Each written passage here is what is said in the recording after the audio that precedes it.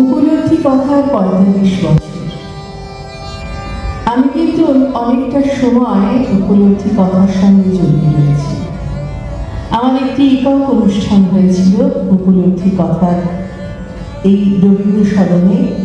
আরো অনেক অনুষ্ঠান হয়েছে, কিন্তু একক অনুষ্ঠান সেই সময় হতো, সেই সময় মানুষ শুনতে আসতেন। আজকে মানুষ শুনতে আসে না, আজকে মানুষ বলতে আসে। এটা তো একটা দুঃখের কথাই, সবসময় নেগেটিভ কথা বলবো না। তার কারণ স্বপ্ন দেখি বলেই তো এরকম শব্দতীর্থ তৈরি করেছি। যারা শব্দতীর্থের এই শব্দের ভাঙা গড়া আর অক্ষরের বুননে রয়েছে, তাদের অনেক হয়তো ত্রুটি রয়েছে, কিন্তু আমারও যেহেতু আমি এক সময় ভেবেছিলাম যে আমি একজন সত্যিকারের আবৃত্তি শিল্পী হব, শুধু মঞ্চে মঞ্চে আবৃত্তি পরিবেশন করব। কিন্তু ওদের সাহচর্যে এসে আমি বড় কাছে চলে গেলাম। আজকে আমার খুব বেশি আবৃত্তি করতে, যখন ওরা আবৃত্তি করে তখন শুনতে যেন কত ভালো লাগে। আর সেই বয়সের সঙ্গে সঙ্গে অনেক কিছুই তো বদলায়। আজকে প্রধান অতিথি হিসেবে উপস্থিত ছিলেন কবি পার্থ সারথী ঝা। আমার একটা সুযোগ ছিল যে একজন অতিথি, প্রধান অতিথিকে নির্বাচন করার, যিনি সত্যিকারেরই কলকাতার বাইরে বসে বিশিষ্ট একজন মানুষ, এত ভালো কবিতা লেখেন।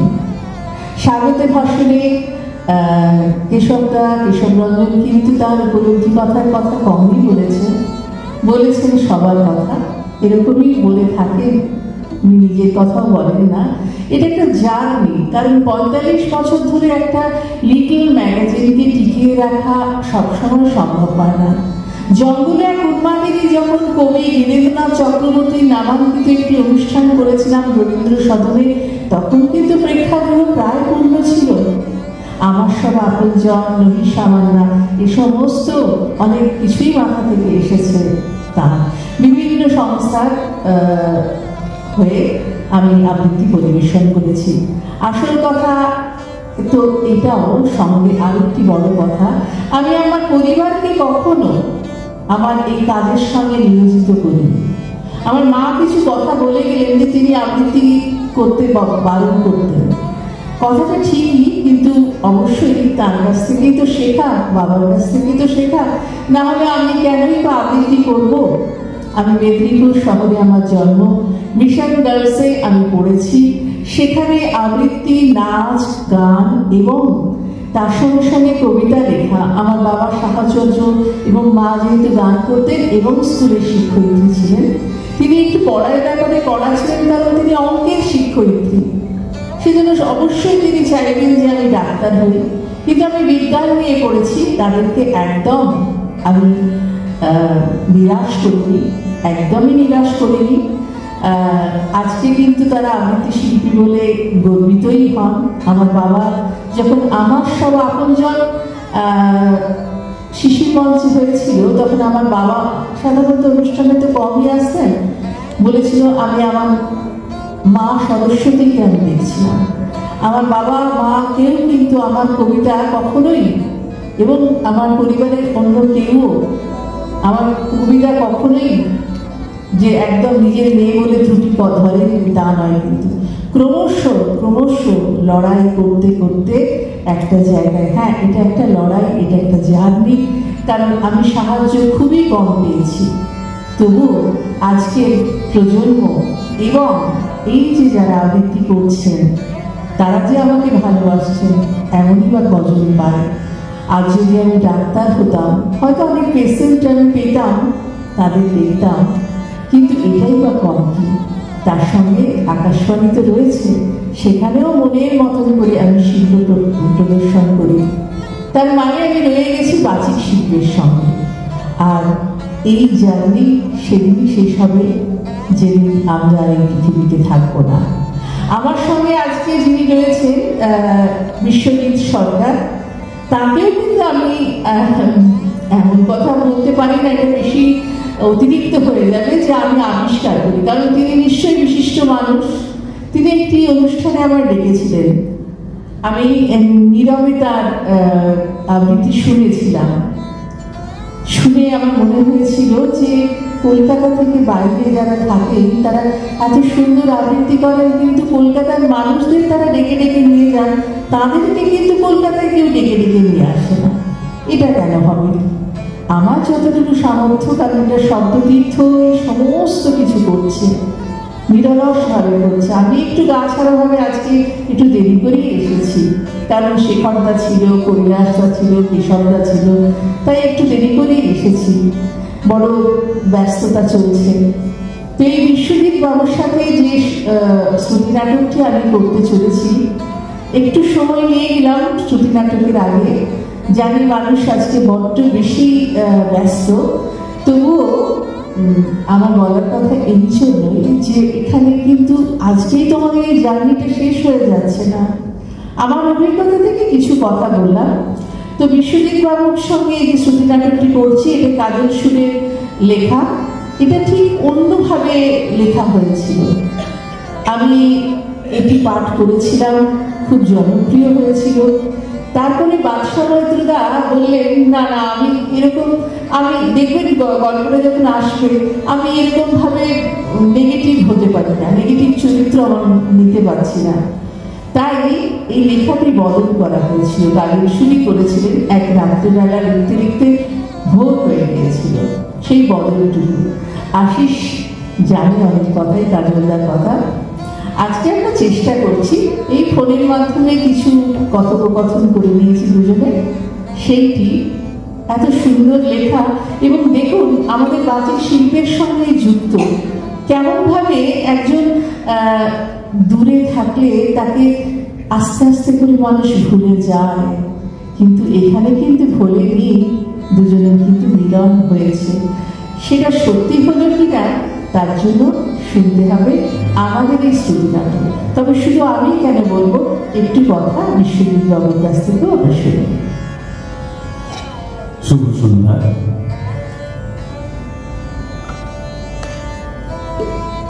উপলব্ধি কথার আবৃত্তি সন্ধ্যায় এখানে থাকতে পেরে আমার ভীষণ ভালো লাগছে। আমি আমার শ্রদ্ধা জ্ঞাপন করছি উপলব্ধি কথার কর্ণধার কেশবরঞ্জন বাবুকে।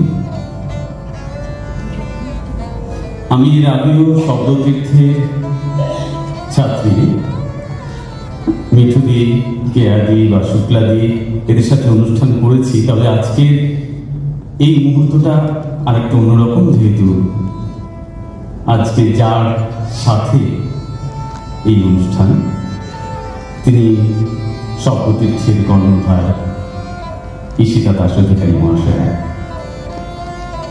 আমি তার চরণেও আমার কৃতজ্ঞতা জ্ঞাপন করছি এবং শব্দতীর্থের সমস্ত সদস্যার জন্য আমার শুভেচ্ছা রইল।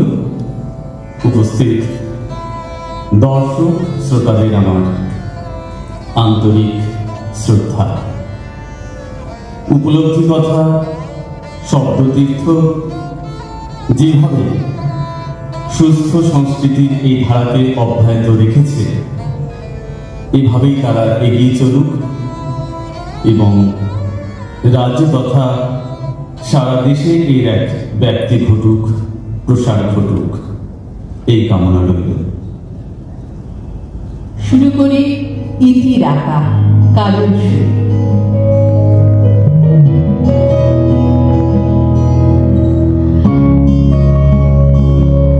আচ্ছা, চিঠি লেখার বিষয় তুমি এত কৃপণ কেন? একটা টানা টানা চোখের মাজা রঙের মেয়ে, কলকাতা থেকে এত দূরে একদম একা। মায়া হয় না তোমার? সারাদিন তো কাটিয়ে দিচ্ছ খালি এখানে ওখানে আবৃত্তি করে। না হয় আমাকে দু এক লাইন, আজ আবার নাইট ডিউটি, ভিআইপি পেশেন্টদের সামান্য দাঁতের ব্যথা হলেও কল অ্যাটেন্ড করতে হবে।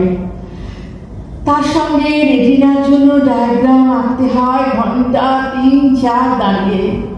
মাথার উপরে থাকে হাই পাওয়ার ইলেকট্রিক বাল্ব। ঘরে ফিরে ভোরবেলা লিখবো এমন হয়তো সময় থাকে, কিন্তু সামর্থ্য থাকে না। তাই এই গভীর রাতে লিখতে বসেছি। স্পষ্ট দেখতে পাচ্ছি। তুমি শুয়ে আছো তোমার দোতলা ছোট্ট ব্যালকনির জানালার ধারের ঘরটিতে। মৃদু হাওয়ায় সুপুরি গাছের মাথাগুলো মাদ্রাজি মানুষগণের মতো মাথা দুলিয়ে সব ঠিক আছে, সব ঠিক আছে বলে যাচ্ছে। তোমার মাথার কাছে রয়েছে মুজতাবা সিরাজ কিংবা জয় গোস্বামী। ভালো লাগে না জানো, কিচ্ছু ভালো লাগে না। কতদিন ঘরে ফিরিনি, অনেকদিন ধরে হয়তো। ছুটি পাওয়া যে শব্দ, ঝামেলা। একটু থিতু হলে ছুটতে যাব। সারাদিন আপার বাঁকে শুয়ে সকালে ট্রেনের জানলার চিবুকের চুমু দিয়ে বাসি সালোয়ার কামিজে ঝাঁপিয়ে পড়বো কলকাতার বুকে, নাকি তোমার বুকে। ঢেকে দেব এক ঢাল চুমি নিয়ে তোমার রুক্ষ মুখ। কেমন আছে কলকাতা এই গ্রীষ্মে, খরার পর্যুন নিয়ে? নিশ্চয়ই ভালো। আমি শুধু সুখে নেই। ওই যা তোমার প্রথম অ্যালবামের শিরোনাম, নাম জেনেই চলে এলো, আমি সুখে নেই। কে বললো তুমি সুখে নেই? দিব্যি অফিস করছো, খাচ্ছ, দাচ্ছ, দাঁড়িকা পাচ্ছ, আর কবিতা বলছো যত্রতত্র। আমি না থাকায় তোমার তো একেবারে সুখে অর্থমুগ্ধ। চিঠি দিও ইতি রাখা।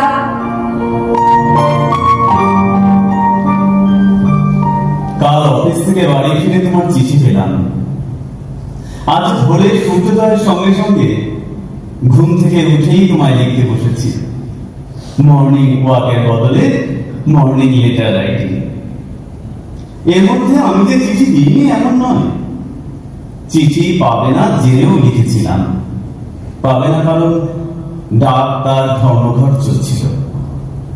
এখন নিশ্চয়ই লিখেছে, না হলে রাকা ডাক্তারের চিঠি পেলাম কি করে? শোনো, আমাকে বোধ হয় একটা জায়গায় শ্রুতি নাটক করতে যেতে হচ্ছে। অবশ্য বোধ হয় কেন, সত্যিই যেতে হচ্ছে। সঙ্গে যাচ্ছে তৃষ্ণা বসু। ওই জায়গাটার নামই বলা হয়নি, সিংরনি, মধ্যপ্রদেশে। জানি আগের লাইনটা পড়েই একটু থম মেরে গেছে। আসলে তৃষ্ণা বসুর দাদাই অনুষ্ঠানটা অ্যারেঞ্জ করেছেন। উনি দূরদর্শনের কিছু কাজে বেশ কিছুদিন এমপিতে রয়েছেন। খারাপ লাগছে। বাইরে কোথাও গেলেই কেবল মনে হয় যদি তুমি পাশে থাকতে। আর আবৃত্তি করতে গিয়ে যদি তোমাকে পাশে বা সামনে পাই, তাহলে তো মনে মনে আমি একদম সভ্য মিত্র। হ্যাঁ, অবশ্য এটা তোমার কমপ্লিমেন্ট। সেই শান্তিনিকেতনে যেখানে তোমাকে আমি প্রথম দেখি, প্রভু শেষের আলোয় রান্না সেদিন চৈত্র মাস, তোমার চোখে দেখেছিলাম আমার সর্বনাশ। আমি মঞ্চে, তুমি শ্রোতাদের একদম সামনের সারিতে, একটু যেন আলাদা। লাল পলকা পাড়ের বাসন্তী রঙের শাড়ি, আলগা খোঁপায় হলুদ চাঁপা ফুল, কপালে একটা বড় লালটি। গোধূলির রঙে রাঙা ছিল তোমার মুখ। অনুষ্ঠান শেষে গ্রিন রুমে অনেকের শুভেচ্ছার মধ্যে খুঁজে বেড়াচ্ছিলাম তোমার মুখ।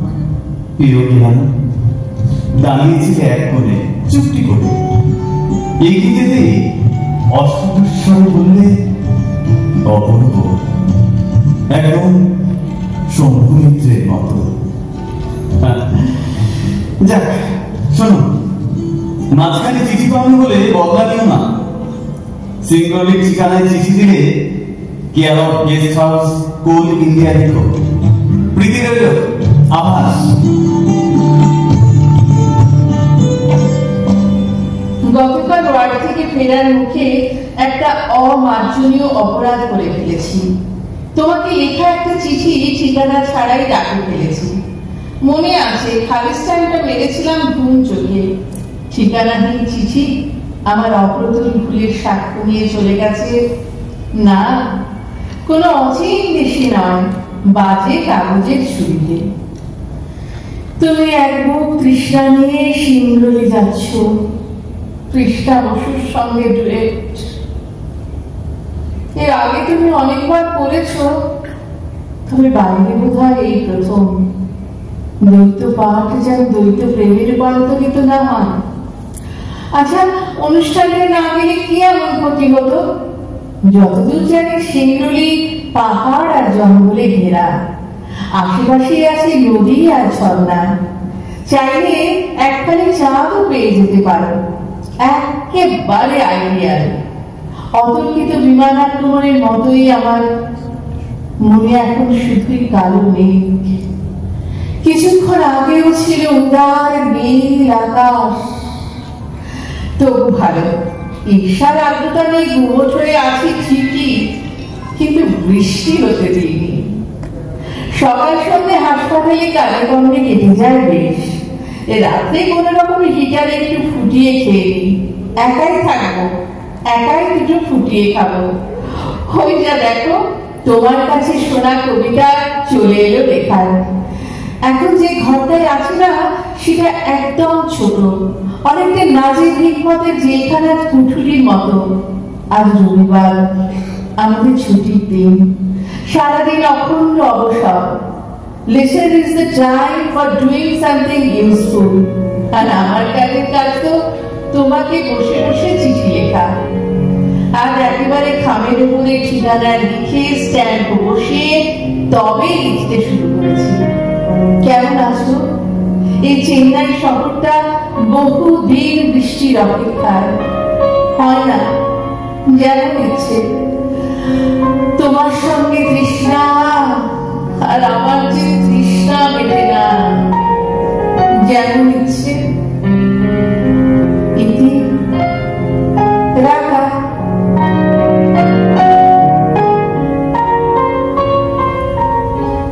রাধা, কতদিন তোমার চিঠি নেই। শেষ চিঠি পেয়েছি সিংহলিতে, উত্তর দিই। কারণ তুমি তো জানো আমার অলওয়েজ 2:1, দুটো পেলে একটা উত্তর।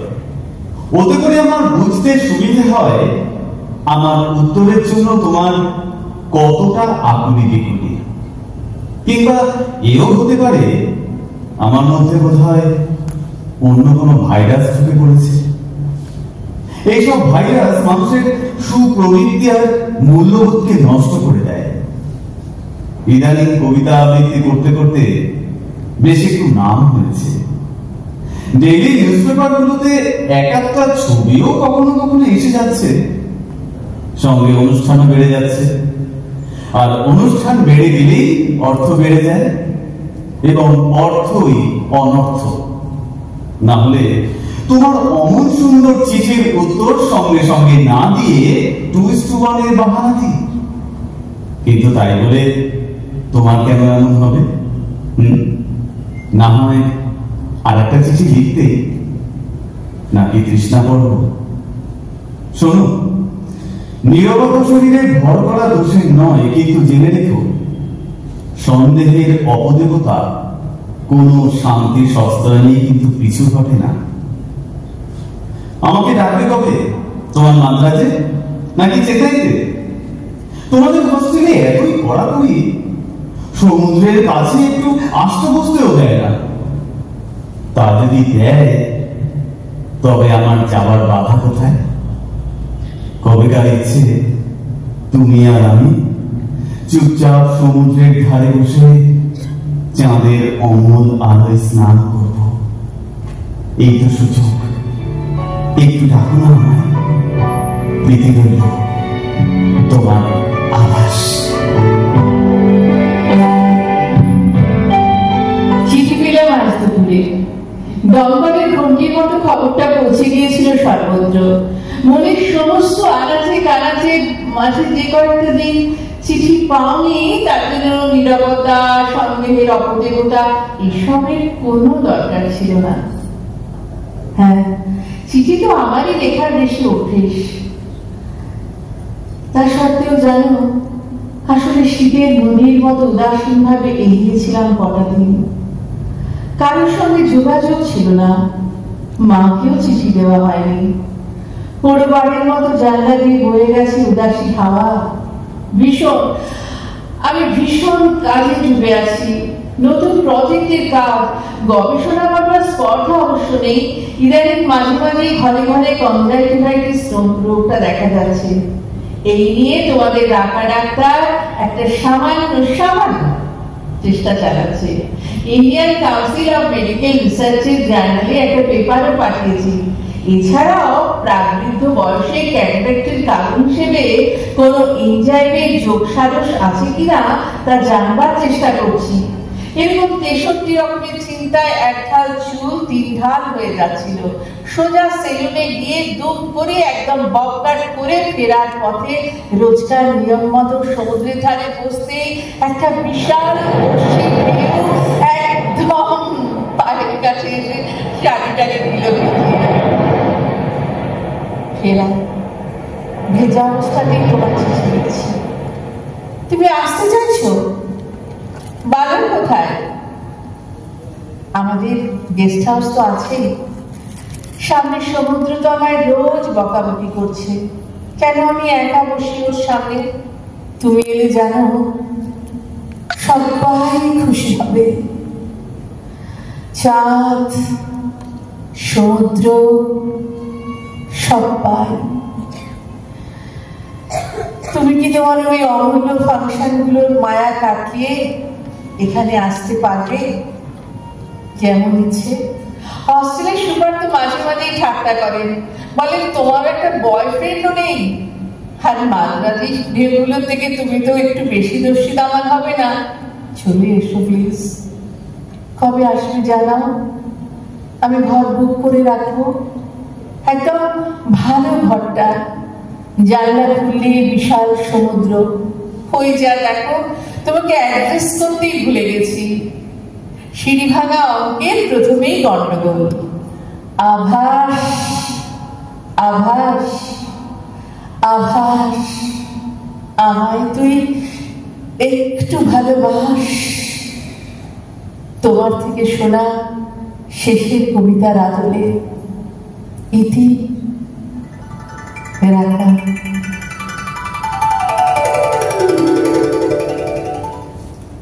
তোমার চিঠি পড়ে এটা বেশ বোঝা গেল তুমি দিনে দিনে একজন বড় ডাক্তার হয়ে উঠছো। আমার ভীষণ ইচ্ছে করছে এই মুহূর্তে তোমার কাছে ছুটে যাই, কিংবা নাম না জানা পেশেন্টদের মতো চোখে জয় বাংলা নিয়ে তোমার হসপিটালে ভর্তি হয়ে চোখ দেখানোর নাম করে তোমার চোখে চোখ রাখি। তোমার শেষ চিঠিটার পর পুরো পুজোটা একা একা কাটলো। পুজোয় কি ডাকঘর রোজ বন্ধ থাকে? পুজোয় তৃষ্ণা বসুর সঙ্গে 3-4টে অনুষ্ঠান করতে হয়েছে, তাই এবার পুজোর আনন্দটাই একদম মাটি। অবশ্য হয়তো তুমি বলতে পারো একা একা কাটলো কোথায়। শোনো, তুমি ছাড়া যেই সঙ্গে থাক, তিনি যদি মাধুরী দীক্ষিত হন তো বলবো মনে মনে আমি নিঃসঙ্গই থাকি। বসুরা আপাতমস্তক প্রফেশনালিজমের মুসলিমের মোড়া। ওদের কান্না, ভাব, ভালোবাসা সবই প্রয়োজন ভিত্তিক। ইদানিং বোধহয় আমাকেও সংক্রামিত হয়েছে, না হলে ফাংশনের মায়া কাটিয়ে কেন রাকার কাছে পৌঁছতে পারলাম না? সবুজ সংকেত যেখানে ছিলই। তোমার পুজো কেমন কাটলো? প্রীতি নিও। আভাস।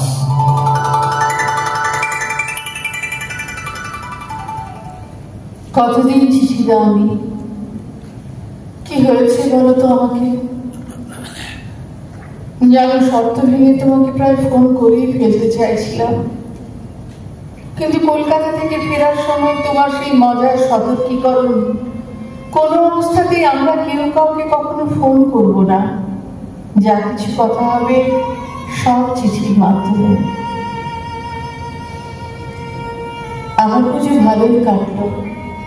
মায়ের পাঠানো শাড়ি পরে বন্ধু রম্বার সঙ্গে গিয়েছিলাম প্রবাসী বাঙালিদের পুজো দেখতে। মশাই, পুজোতে আমিও ফাংশন করেছি। ওখানে আলাপ হলো অর্ক ব্যানার্জির সঙ্গে। পশ্চিমবঙ্গ সরকারের পিয়ারো হিসেবে জয়েন করেছে। ভালো লাগলো ছেলেটাকে। জোর করে আমাকে দিয়ে পুজো প্যান্ডেলে গানও গাইয়ে নিল। ওর বাড়িটা কলকাতায় তোমাদের ওই তৃষ্ণা বসুদের পাড়ায়। পুজোর পরে ও বাড়ি যাবে বলল।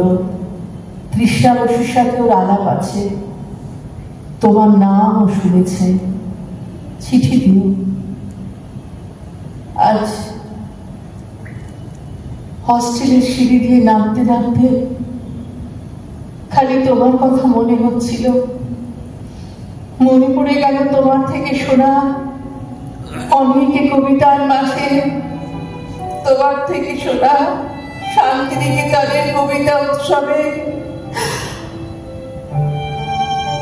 তোমার সেই কবিতা। যেমন আছো তেমনি এসো, আর করো না সাজ।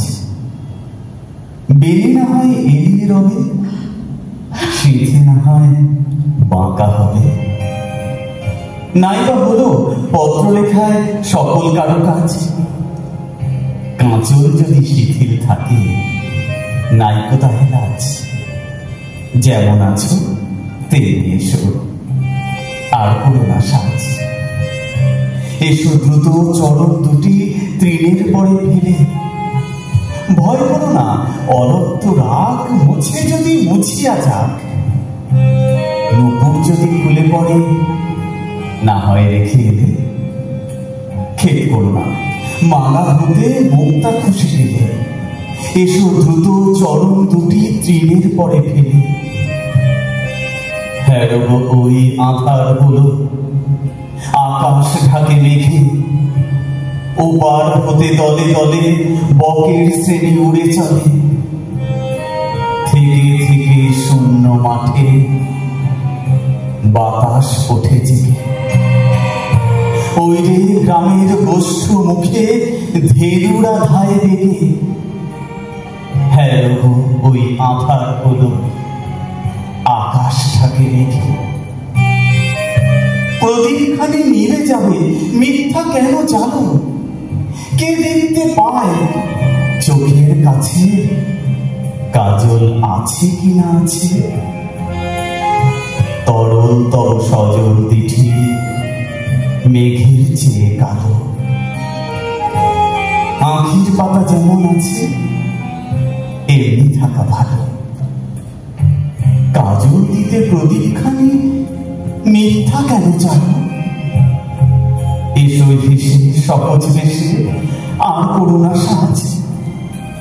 গাঁথা যদি না হয় মালা, ক্ষতি তাকে নাই গো বলা। ভূষণ যদি না হয় সারা, ভূষণে নাই কাজ। মেঘে মগন পূর্ব গগন, বেলা নাই রে আজ। এসো ভেসে সহজ বেশে, নাইবা হলো সাজ।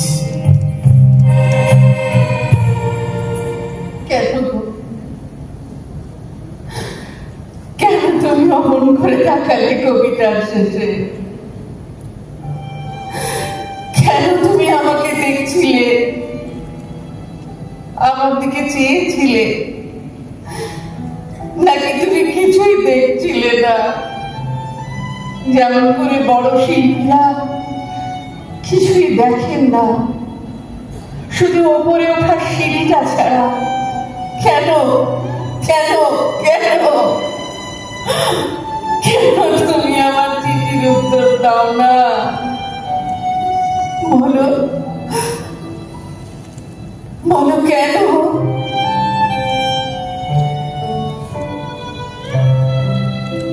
কলকাতা থেকে কাল অর্ক আমাদের হস্টেলে এসেছিল।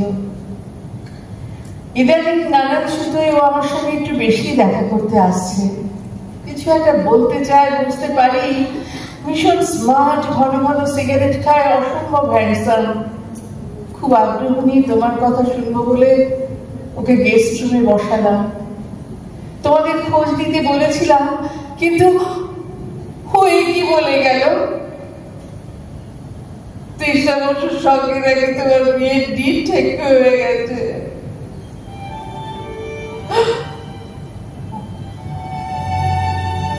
ও তোমাদের সব খবরই যত্ন করে দিয়ে গেল।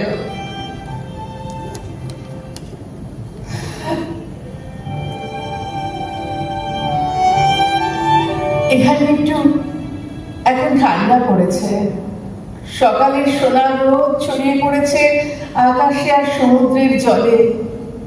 দু একদিনের মধ্যে চাঁদের আলো পড়বে জলে। তোমরা যদি মধুচন্দ্রিমায় আসো তবে ঠিক কোনো এক পূর্ণিমাতেই আসবে। তোমরা এলে তোমাদের দেখাবো মাইল দীর্ঘ গোলাপ বাগান, শান্ত গভীর লেক। অনেক দূর থেকে পরিযায়ী পাখিরা বিশ্রাম করে এখানে।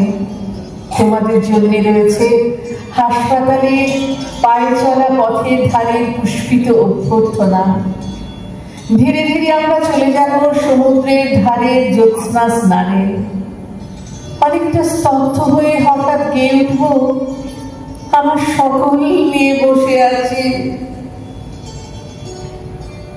সর্বনাশের আশায়। তোমার একটা অন্তত একটা চিঠি পেতে ভীষণ ইচ্ছে করছে। করুণা করে হলেও চিঠি দিও, ভুলে গিয়ে কিংবা ভুল করে একখানি চিঠি দিও খামে। জানি কিছু লেখার নেই, তবু লিখো একটি পাখির শীষ, একটি ফুলের ছোট্ট নাম। করুণা করে হলেও চিঠি লিখো, মিথ্যে করে হলেও বলো ভালোবাসি, ভালোবাসি, ভালোবাসি। তোমার থেকে শোনা কবিতা।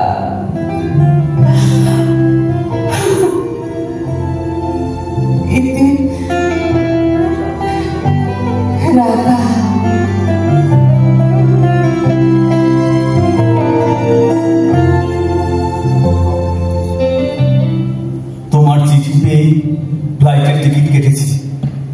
আমার নতুন চাকরির তোয়াক্কা না করে ভেবে রেখেছিলাম মাসখানেক পরেই তোমার কাছে পৌঁছে এই সুখবরটা দেবো একেবারে সামনাসামনি। কিন্তু আমার সে মতলব ভেস্তে গেল। আমি সামনের সপ্তাহে তোমার কাছে ছুটে যাচ্ছি। তবে তোমার ভাবনা মতো দুজন নয়, আমি একা একাই যাচ্ছি। কি বোঝা গেল না কিছু? তোমার অর্ক ঠিকই বলেছেন, তৃষ্ণা বসুর বিয়ে সত্যি ঠিক হয়ে গেছে তথ্য সংস্কৃতি এক আমার সঙ্গে। ধরে নেওয়া যায় ওর অনুষ্ঠানের কোনো অভাব হবে না। ও এখন তার সাথে জুটি বেঁধেছে, আমি বাদ। রাকা, তোমার কাছে আমি যাচ্ছি। তুমি চাঁদটাকে একটু অপেক্ষা করতে বলো। অনেকদিন আগে এই চাকরির পরীক্ষাটা দিয়েছিলাম, আমার চাকরির সুযোগটাও এসে গেল। শুধু শ্রুতি নাটক আর আবৃত্তি করে তো আর একটা আস্ত জীবনের খাওয়া পড়া জুটবে না। আর এই চাকরির ট্রেন পিরিয়ডে ফুরসত হচ্ছিল না তোমাকে চিঠি লেখার। তোমাকে অনেক কষ্ট দিয়েছি, অনেক অনেক। আমাকে ক্ষমা করবে কিনা বলো? অর্ক যতই হ্যান্ডসাম হোক, আমি কুছ তো ও পারবে আমার মতো কবিতা বলতে। রাখা রাখা, আমি কিন্তু খুব খুব রেগে গেছি। তুমি একদম মিশবে না, একদম মিশবে না ওই যুবকের সাথে। বলো বলো, মিশবে না? কথা দাও, কথা দাও রাখা, কথা দাও। মালবিকা, ওইখানে যেও না গো তুমি, কথা কইও না গো ওই যুবকের সাথে। কি কথা তাহার সাথে, তার সাথে?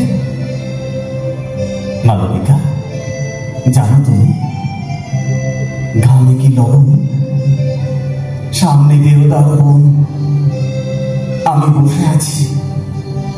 ফিরে এসো মালবিকা, কি সুস্বাদ এখানে জীবনে। ফিরে এসো মালবিকা, যুবকের সাথে তুমি যেও না গো আর। শান্তিনিকেতনে আমি দেখেছি পলাশ। ফিরে এসো মালবিকা, ও পলাশে তোমাকে সাজাবো, রাঙা ধুলো দিয়ে আমি তোমাকে সাজাবো, ভালোবাসা দিয়ে আমি তোমাকে সাজাবো। নমস্কার। নাটক বা সিনেমা, কবিতার বই টই, একাডেমি নন্দন চত্বরে হইচই, চায়ের বারেতে ফুটবল ব্যাগটি সবটা ড্রিবল করে আমাদের কাকু। মাকু নাকি চাড্ডি, বেস্ট ফ্রেন্ড বাড্ডি, ক্যামেরা বাবুল দাবা কালচার কাকু, গোটা দেশ ঘুরছে কালচার কাকু।